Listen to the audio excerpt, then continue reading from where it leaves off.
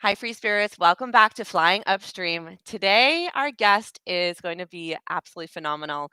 Jennie Adrenogen Milton is a kite surfing and snow kiting champion, a big mountain skier, and a woman who quite literally lives on the edge in the best way possible. Born in Australia and now splitting her time between the Oregon coast and the wilds of Alaska, Jennie is a storyteller, coach, speaker, and adventurer whose life has been shaped by courage, reinvention, and the refusal to settle for a life that she didn't feel was right. She went from a successful 20 something business owner with a house and a sports car to selling everything she owned and driving solo across the continent in an RV, chasing a dream most people would never dare to follow. Since then, she's faced avalanches, polar bears, and major spinal surgery, but also built a life of true freedom, passion, and purpose. Jennie now teaches others to find courage in their own lives, coaching people in extreme sports, and running women's kite camps to help others reconnect with adventure. She's also the author of 3 books, including children's books about bravery and taking risks. We are honored to have her here to talk about fear, freedom, and what it really means to choose an ageless attitude. Jennie, welcome to Flying Upstream. Hi, Kristen. Thank you so much for that amazing introduction. I mean, wow, is that really me? Have I done all those things? That is incredible. Thank you so much, and I'm stoked to be here. I'm so excited too. Okay, let's start with the moment that everything changed. You had the house, a business, the dream life, the sports car, but something felt wrong. What pushed you to let go of it all and head to the wilds of Alaska? Great question. Sometimes, and many of us go through this, we are told by our parents or just society in general that in order to find that happiness, to be a success in life, we need to study and build a career. In my case, my parents were entrepreneurs, so it was me starting my own business and saving up that money for a house and the things that you desire, like sports cars and trips overseas. And then, of course, finding that perfect relationship, getting married, having kids, and living happily ever after. It's a fairy tale that we are all told as children, and one that I believed up to a certain point. And I believed it until I had the house, the sports car, this incredible business called Adrenaline Sports. That's how I got part of the reason why I got the nickname Adrenogen. And this sports store was selling skateboards and rollerblades and skis and snowboards, and it was a dream job, and selling products that people had fun with. I mean, I thought I had everything. And I planned to go overseas, right? That overseas dream trip. And I had enough money to be able to fly over to Alaska to go heli skiing for the first time ever. And that was the dream come true. But that was also the trip that changed everything for me. Absolutely everything. So I arrived in Alaska. I ended up being up there with a group of Australian business people who worked in the ski and the sports industry. I was the only woman, by the way. There were 10 of us, and 9 men and myself. And I was also Wow. the only snowboarder. They were all skiers. And anybody who's into snow sports knows that, especially back then, it's a bit better these days, but the skiers and the snowboarders did not get along. I And remember those days. they'd actually told me that I couldn't go. This was a boys' trip, and our wives would kill us if they knew a Whoa. woman was coming on this trip. But somebody dropped out. They needed someone to fill the seat and to pay that extra money, so they let me in at the last minute. And that trip, as I said, changed my life. When we arrived up there, we did our briefings and avalanche training, and whew, boy, it was starting to get real. It was starting to get scary. And I didn't realize at the time, but the other guys that I was with had said to the organizer, look, she's with us, she's in our group, but we'd prefer not to ride with a snowboarder. And so I got put in a different group to all of my friends and colleagues, which ended up being the best thing that could have ever happened, because they put me in the lead group. And the lead group is the group that goes out in the helicopter with the lead guide. His name was Jerry, and we jumped in that helicopter, and we got to go first. So I remember looking out the window and waving to all my friends, and we got to land on this steep ridge line. And it was incredible. I mean, I felt like I was in that movie that I'd watched that sparked the dream in the first place. The mountains were pointy. It was just incredible. My adrenaline was pumping. And then we landed, we got out of the helicopter, and I watched the helicopter fly away. And for a few moments, I was just in awe. It was quiet, magical. And then all of a sudden, Jerry says, "Okay, everybody, get your gear on." And then it became real. I started getting really scared. Oh no, I've got to go down this really steep mountain. It looks way steeper in person than it ever did in the movies. And and can I do this? And I think we all experience that fear, that fight, flight, freeze feeling where we want to run away, but there was no running away. The helicopter had left. I'm on top of a big mountain. The only way out was to go down. And my brain was going round and round. What if? What if I fall? What if there's an avalanche? What if I need rescue? What if I can't do it? And those thoughts kept going until I was wearing a radio, and I heard on that radio, "Okay, Jennie, your turn. Are you ready?" Oh my gosh, am I ready? And I had my snowboard on, a big backpack, and I moved close to the edge. And I remember looking down, and my heart was pumping. I was sweating. I was terrified. And again, those thoughts are still going round and round in my head until the radio goes off again and says, "Three, two, one, drop in."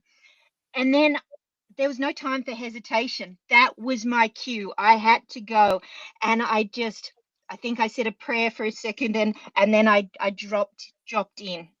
And I took a Wow. couple of very cautious turns, and snow was flying over my head, just like it did for those pros in the movies. And the next thing I know, I leant a little bit too far forward, and I went head over heels. I went over the handlebars, they call it, and I started tumbling and tumbling. And while I'm tumbling, I'm thinking, this is my worst case scenario. What's going to happen next? And for some reason, thank you, universe, I ended up back on my snowboard and kept riding, Wow.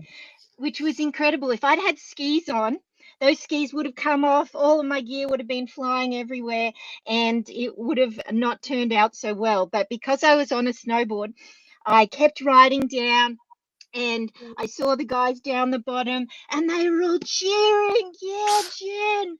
I mean, maybe they thought I'd done that on purpose. It was some Australian snowboard trick or maneuver.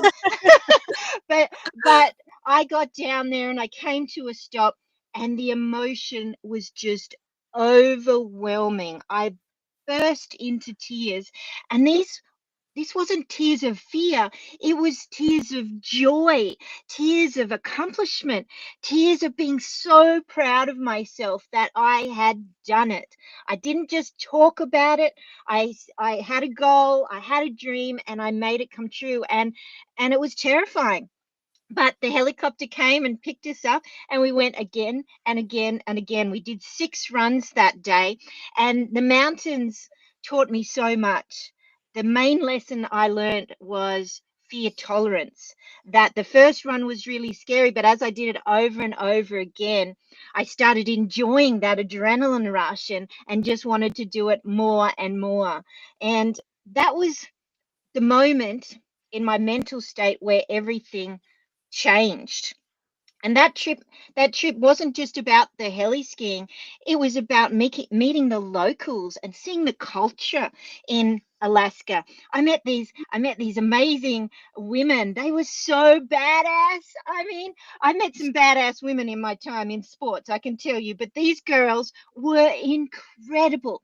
Some of them were living in a wood cabin and having to go home and chop wood for heat. Some of them didn't have running water in the wintertime. They were surviving and they were thriving. They loved being outside. They had this just joy of for life and adventure and Mother Nature. And to be honest, Kristyn, I wanted to be like them. I wanted some of that badassery, or how do I become more like them?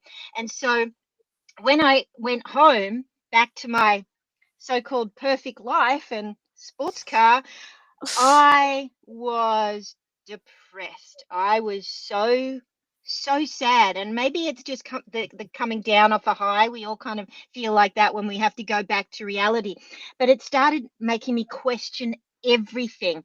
And I felt like when I was selling skis and snowboards to customers, I was just talking about it. I wanted to be doing it. And I felt that all of a sudden I was living the life that my parents designed for me. They had had a sports store, and I'd just fallen into that same routine of okay, I'm going to run a sports store as well and follow in their footsteps. And it was their dreams, and all of a sudden I had new dreams, and I'd seen a new way of living and having a life, and I wanted more of that. That was the moment That's that changed incredible. everything. Oh my gosh, okay.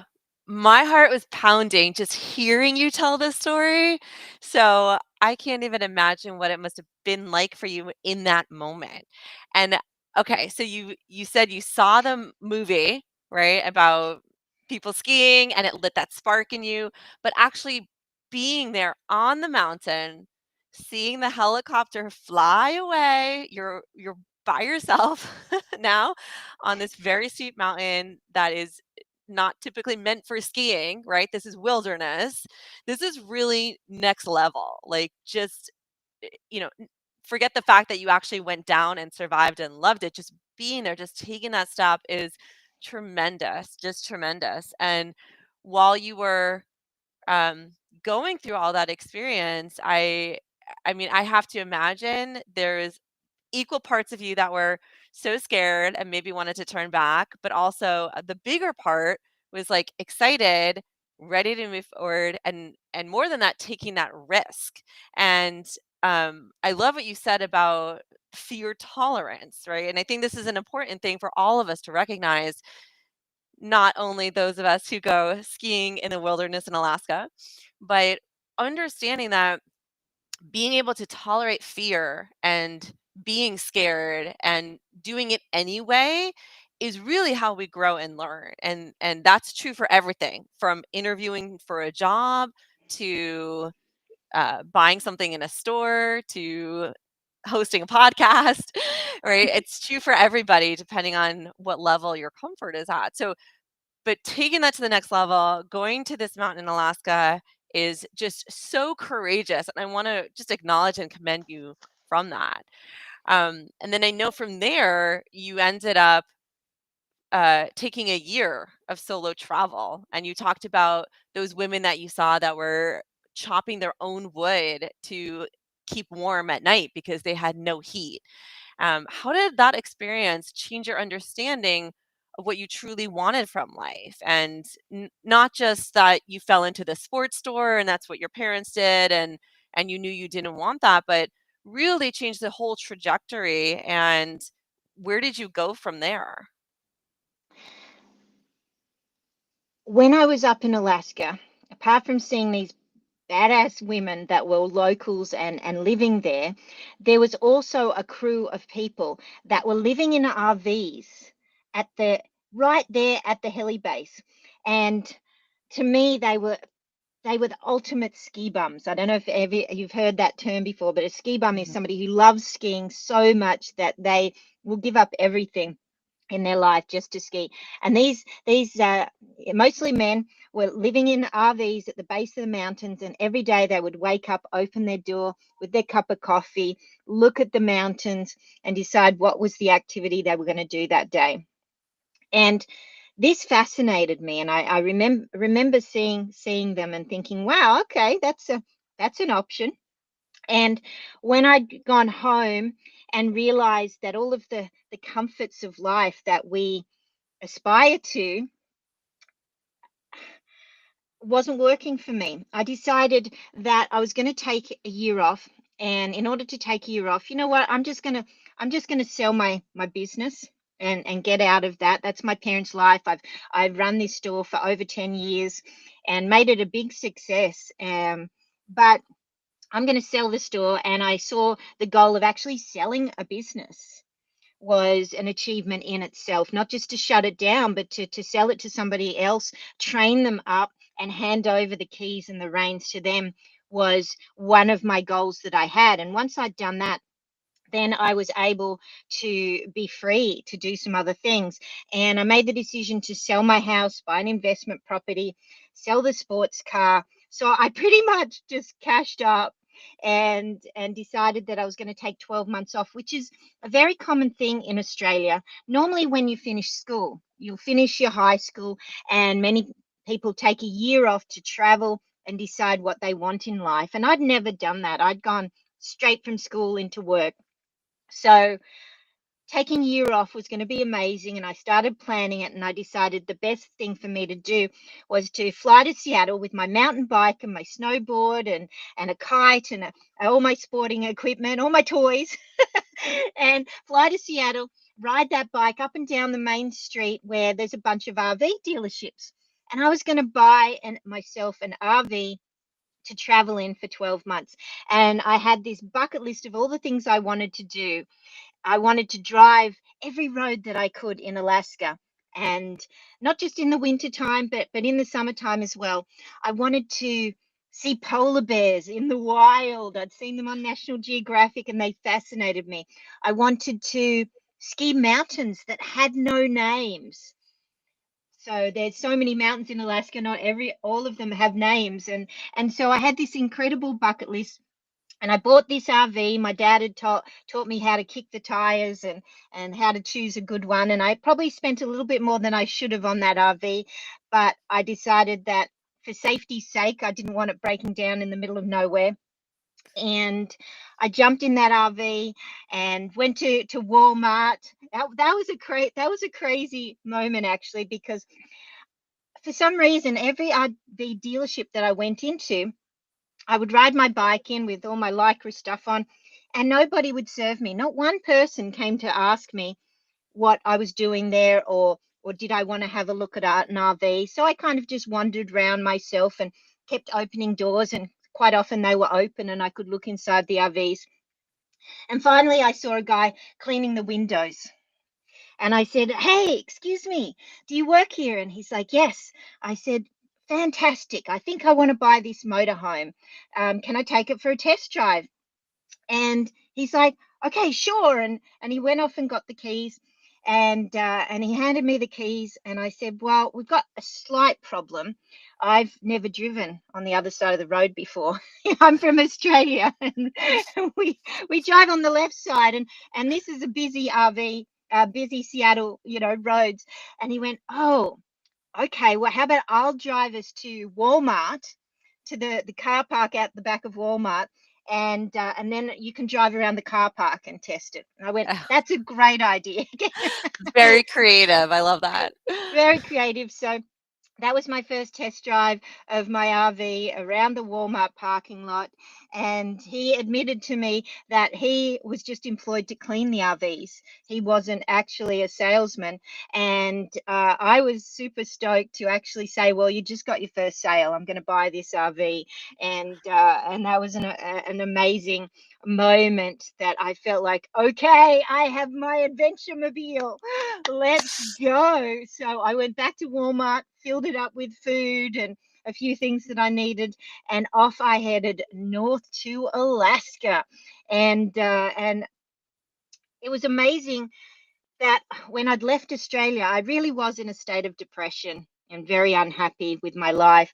And when I started driving in that RV myself, it was the time where I got the chance to actually become best friends with myself. I spent a lot of time on my own figuring out where did I want to go. No one was telling me where I should head next and what I wanted to do. It was my decision, and what music I was going to play. And every morning in that RV, I would put on Elton John, Tiny Dancer. You know, the one with the headlights on the highway. I And love I was that song. I love that song. And still, every time I hear it, it reminds me of that solo adventure that I did. And I drove up to Alaska, and I started ticking things off. I got to see polar bears in the wild, and I got to ski a Wow. mountain that had no name. And I ended up parking that RV at the base of the same heli ski operation that I'd been at 2 years ago that changed my life. And I was doing it. I wasn't just dreaming. I wasn't just talking about it.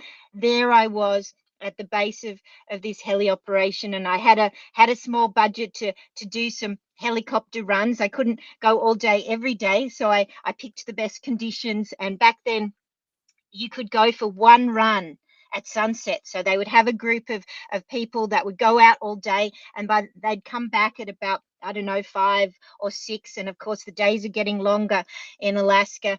And I would be able to pay $75 and go out for one run at sunset. And they'd land at the top of a mountain as the sun was setting, and you'd get to ride down in this beautiful pink light. It was a dream come true, and the best thing that I'd ever done.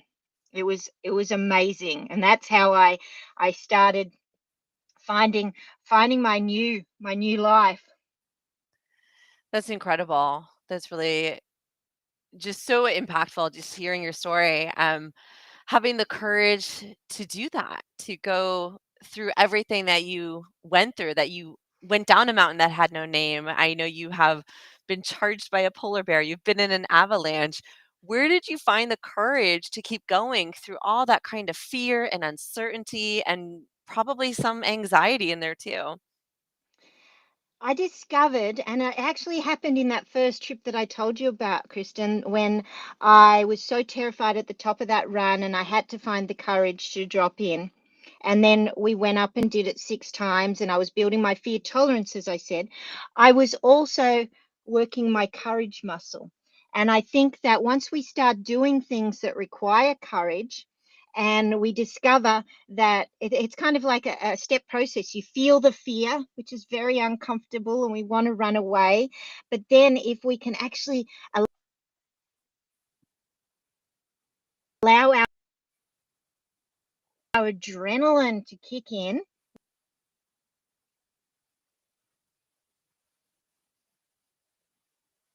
adrenaline kicks in, our eyesight gets better, heart rate increases, we become more observant. Our body is actually set up for action. It's like a natural superpower, adrenaline. And then we find that courage. So there's no courage without adrenaline, they go together. And then the discovery of that feeling, like I felt at the bottom of that run, once you find the courage, the the reward is confidence. The reward is being proud of yourself, and boy does that feel good. So I fell in love with that feeling, and I craved that feeling, and I started to realize that once I found the courage to do something, I felt fantastic. I need to do that again and again and again. And we can all find it. It doesn't have to be extreme things like heli skiing and leaving your whole life and to travel in an RV. It can be something as simple as doing a social media post, or going live on your social media page. Boy, that gets my adrenaline pumping every time, right, Kristen? You know Mhm. that we're live right Absolutely. now. So, and so it's something that we can practice, and we can develop our courage muscle. And the more we do it, the more we actually learn to enjoy the process and definitely celebrate the outcome. Yes, I appreciate what you're saying, that it is if you'll pardon the analogy here, like riding a bicycle, that you have to do it again and again and build that muscle. It literally is a muscle that has to be built up to get stronger and stronger. And it's interesting that you talk about this because I know I've seen adults that just will not do anything that's outside of their comfort zone. It's just a hard no. They just won't do it. And in my mind, I'm always like, oh, it's not a big deal. Just do the thing. What's the problem? But for them, they have probably never been in that position where they had to be uncomfortable, have some fear, push through it, and then realize it was actually a positive experience in the end. And so it's so important that we get that not only as adults, but even as children, because that's where you really start to build that up. Um, I You really like know, that. it's funny that you said it's like riding a bike because I had a conversation with my mom. I love my mom. I talk to her in Australia every week, and I was asking her about how I was when I was a little girl. And she tells all these stories of how much of a scaredy cat I was when I was a little girl. I mean, you Yeah. might look at my social media and hear these stories and think, she's just born with courage, or, she's just naturally adventurous and fearless. But it didn't start off that way. My mum can tell you a million embarrassing stories of me as a child. And she told me one the other day that I hadn't recalled, which was interesting. And that was when I was learning to ride a bike. We lived on this street in Australia, families living in houses on both sides. Everybody had kids. And so after school, we'd all be out on the street playing and riding bikes and skateboards and things like that. Now, I was the last kid on our street that still had their training wheels on their bike. I did not want to take those training wheels off. I was terrified for those things to come off. But my dad was a little embarrassed that not only was I the last kid on the street with training wheels, but I was also one of the oldest kids. So all the other kids were already riding around on two wheels, and his daughter wasn't. And so mum was telling me that he used to hang on to the back of my seat and run up and down the road with me yelling, don't let go, don't let go. I was terrified until finally he was so frustrated of running up and down the street and embarrassed because all of the other parents were kind of laughing at him, that he let go, and off I went. But that is only one of many stories of me being an absolute scaredy cat. And so it didn't come naturally to me. I've had to build up my courage step by step, like any of us. And whether you start as a child building your fear tolerance and your courage, or whether you start at the age of 50 or 60, you can start at any time. And it's going to be uncomfortable that first time. But slowly, surely, step by step, you are going to start building the courage to do things you never thought were possible. Oh gosh, truer words have never been spoken. I feel those words personally as you're saying this because you're saying even just the courage to post on social media. I remember the first time I posted on Instagram about being vegan, I was scared to death. And it seems silly now to look back and think, oh, it was just a post. I probably had nobody look at it anyway because I didn't have much of a following then. But I was so scared. I felt so vulnerable, really putting myself out there. People will judge me. What will they say? And then I did it, and you know what? Nothing happened. No one cared. And then you do it again and again, and now it's something I'm very proud of. So it's funny that you say that because it's true. It happens in all different capacities of life, something simple like posting on social media, all the way up to, skiing down a giant mountain in Alaska in the wilderness. So, okay, I It's want to, all relative. Yep. yes, it really is. Okay, I want to fast forward a little bit because now you have this amazing um, business that you're doing. I want to know about the women's kite camps that you run. What do you hope women will walk away with after spending time with you in those intense, exhilarating environments? And what is that experience like? So this all came about when I'm living in my RV at the base of this heli ski operation, and that first year, things started to change for me. And I had made a decision. My visa only lasted for 12 months. So there was a timeline to this RV adventure that I was doing. And my next step once I left Alaska was I was going to fly to Hawaii and learn how to kiteboard, when I sold my business, kiteboarding was just coming in, and I grabbed the one and only kite that was in the store, and I decided that was something I wanted to do. That was going to be my next challenge. And there was only really one school in the world that you could learn back then, and that was in Hawaii. So I had this kite with me. I had these desires of wanting to learn to kite, and I had grown up windsurfing, and my dad was a sailor, so I had a love of wind sports as well as snow sports. And I was hanging out with all of these heli ski guides and amazing people there at the base. And there was this one guy, he was pretty cute, to be honest with you. And his name was Steve. And chatting with Steve, I discovered that he was a windsurfer. He loved wind sports also. We had that in common. And he had a couple of kites with him. And I'm like, I've got a kite too. And so one day when it was stormy weather and the helicopter couldn't fly, everybody's looking for things to do. A lot of people choose the sport of whiskey on those days, but I chose the sport of going out with Steve to fly kites, and we were going to see if these kites could actually tow us around with our snowboards on. And this sounded like a great idea. And so Steve and I went out. He'd done it only a couple of times. He thought that I was an expert, and maybe I perceived that I was because I was flirting with him. But I definitely was not an expert. And we were flying these kites, and we were getting towed around on our snowboards, having an absolute great time. Of course, I was crashing a lot, but we were figuring out. And that day we were laughing a lot. I fell in love with Steve that day.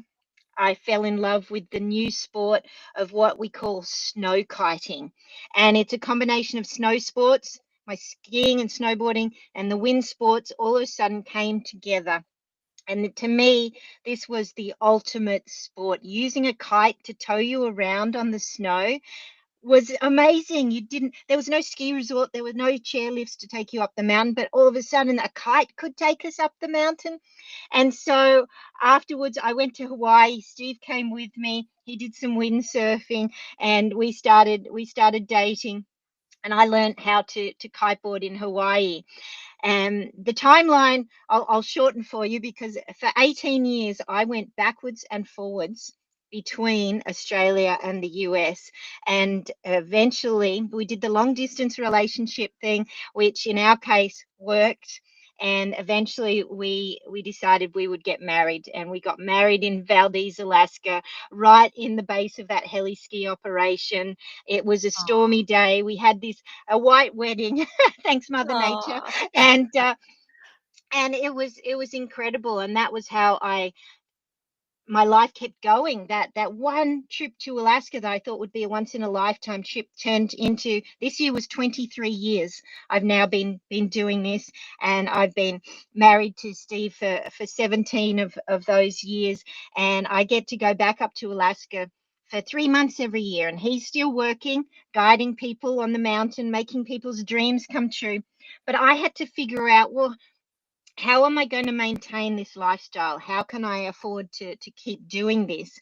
Eventually, the money ran out, and I knew that I needed to start working. But there's not a lot to do when you're living in the mountains of Alaska. So I had always been an entrepreneur. I decided I would start my own business. I did a few things like having a vinyl decal cutting machine in my RV, and I would make helicopter stickers and sell to all the tourists. But every time it was stormy, people would see Steve and I go out and fly our kites, and they'd say, "Can you teach me how to do that?" And I thought, of course I can. I was a ski instructor when I was young. I taught people to rollerblade. I loved sharing my passion with others, but I had to go and do some training. So I went and became a certified International Kiteboarding Association coach. So I'm a certified kite instructor. I went off and did my avalanche training to become a backcountry guide. I went off and did my first wilderness first aid. So if anybody got hurt, I could deal with it. And then I was able to start my business teaching people how to snow kite. And it was amazing how many skiers and snowboarders who come up to Alaska. They're all adrenaline junkies like me. We're interested in trying something new. And there was a funnel of people coming through my business because there were lots of people up there to heli ski and backcountry ski. And I discovered that it was mostly men. It was mostly men heli skiing. It was mostly men that I was teaching to snow kite, and I wanted more girls involved.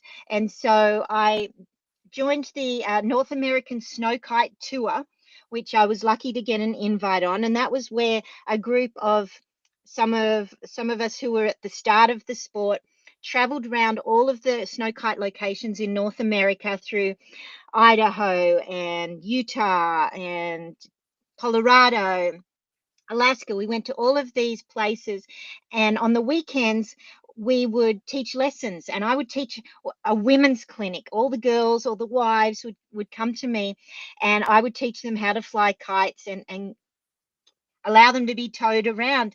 And it was amazing. I mean, I realized that I didn't have to just teach them kite skills and ski and snowboard skills, but I had to actually be a mindset coach and help them overcome their fear and find the courage to do it. And that was a big component of it. More than the men, they were happy just to strap themselves to a kite and crash as many times as it took until they got it.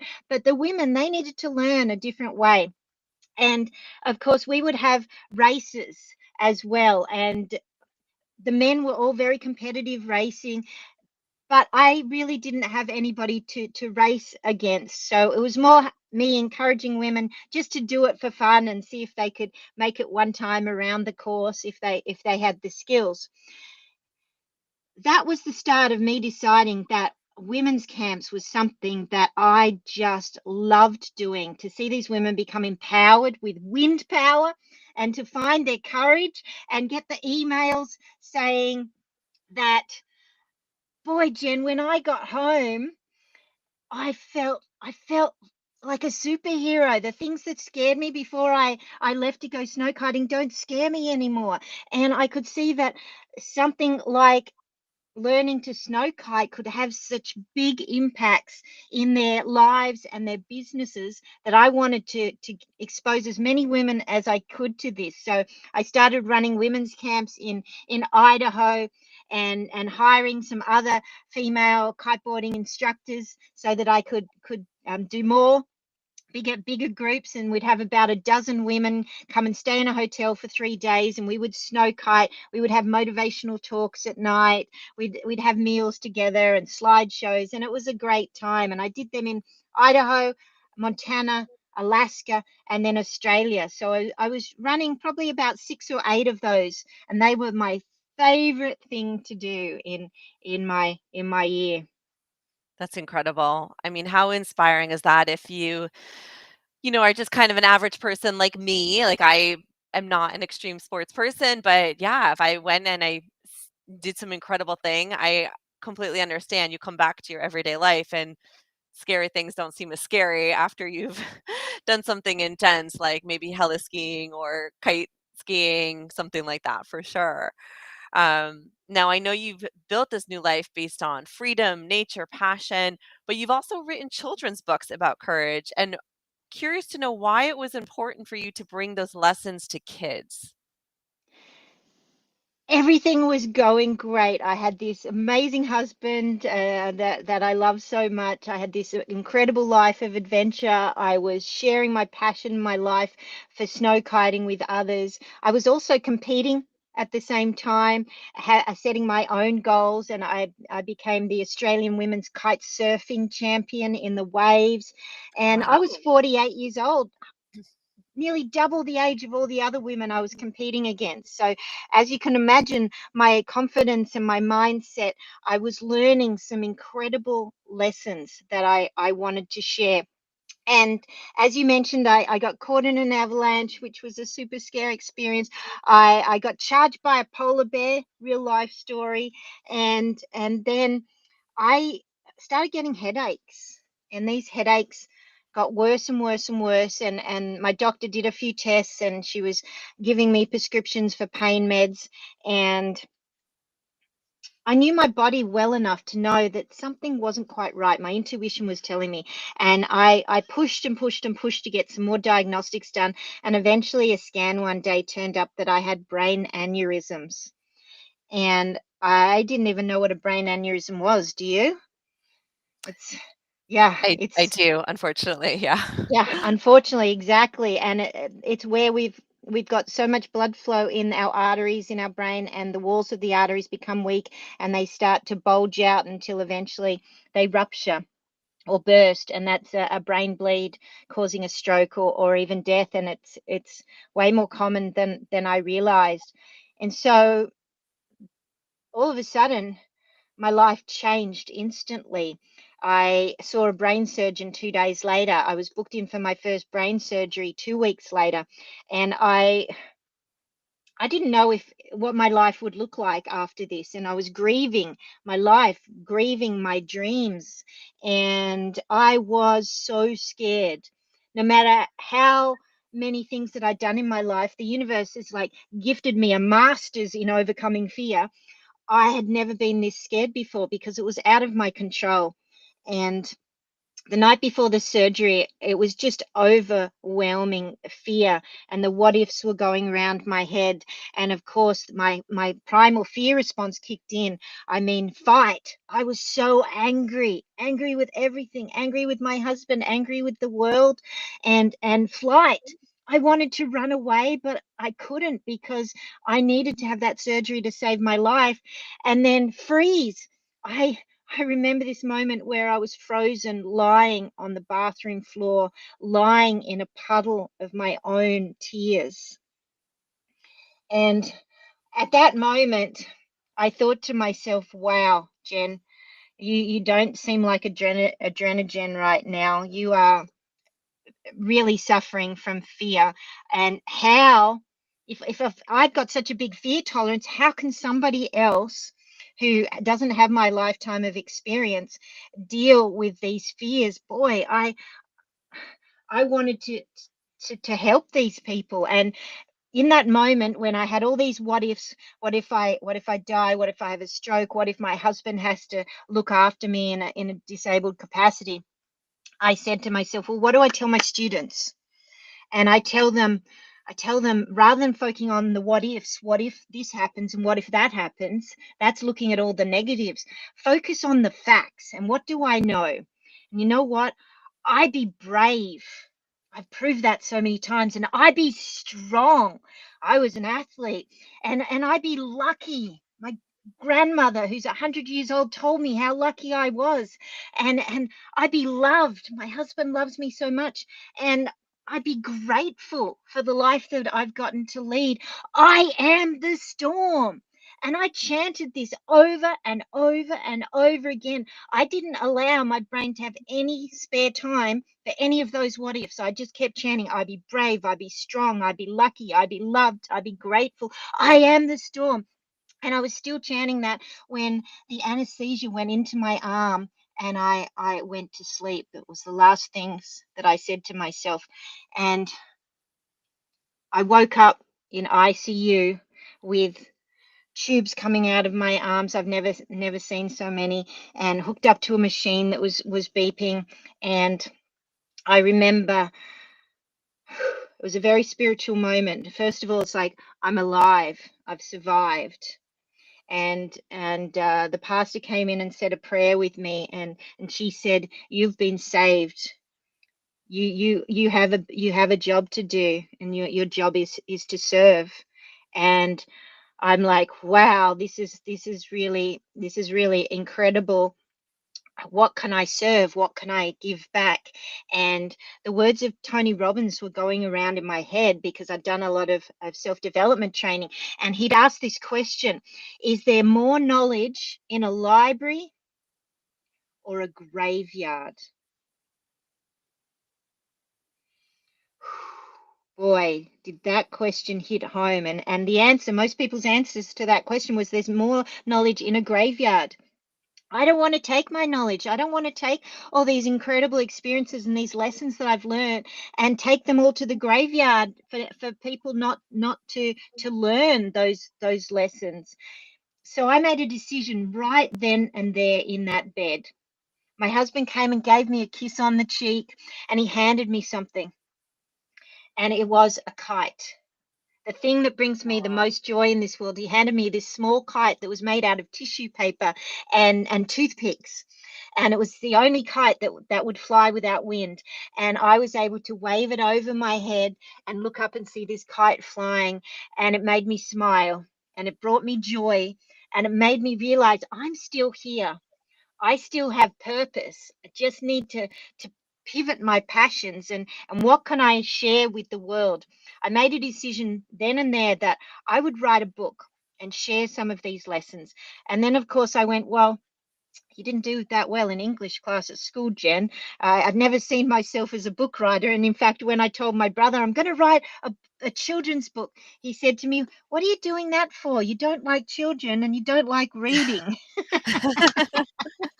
And I said, because I've got to share my lessons of courage with others, and I'm going to start with children. And so this was the first book that I wrote, and I managed to published this less than 6 months after my first brain surgery. It's called Gail and the Red Kite of Courage, and it shares stories from my childhood. It's a true story of my brother and I when we were young, and how we went through tough times. He got cancer and had to have his leg amputated, and that was a tough time for the family.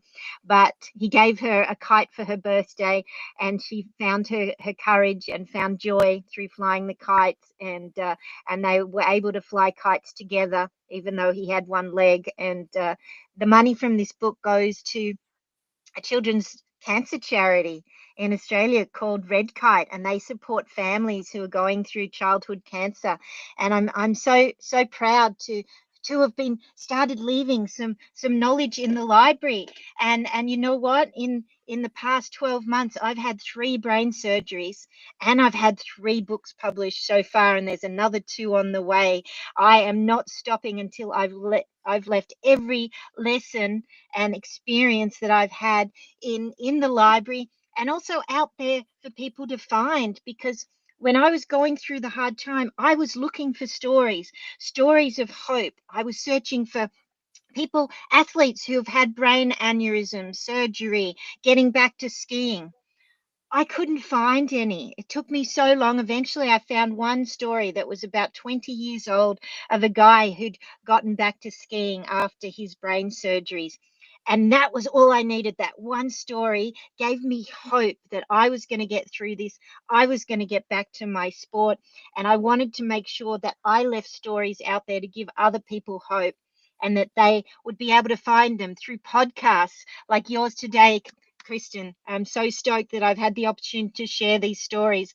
And on the stage, I'm loving being a keynote speaker. I spoke at Columbia University in New York 2 weeks ago, standing on the stage and sharing my vulnerable stories and giving people hope out there. And these are the things that, if that brain aneurysm gets me eventually, I'm going to be just so proud of the way that I've lived my life after I was diagnosed with something so destructive.